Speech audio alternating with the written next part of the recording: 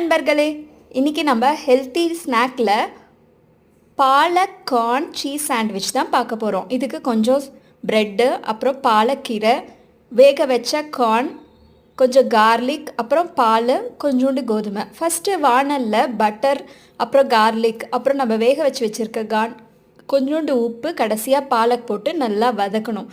பாலக்கீரை வெந்ததுக்கப்புறமா நம்ம வச்சுருக்க 2 ஸ்பூன் கோதுமை மாவை அதில் மிக்ஸ் பண்ணிவிட்டு லைட்டாக வதக்கிட்டு உடனே 2 ஸ்பூன் பாலை அதில் கலந்துடணும். இப்போ நமக்கு உள்ள ஸ்டஃபிங் ரெடி ஆகிடுச்சு.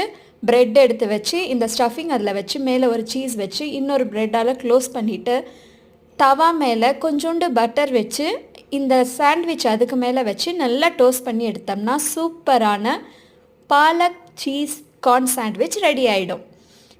குழந்தைங்களுக்கு பாலக்கீரை பிடிக்கலனாலும் இந்த சாண்ட்விச்சாக செஞ்சு கொடுத்தீங்கன்னா கண்டிப்பாக சாப்பிடுவாங்க.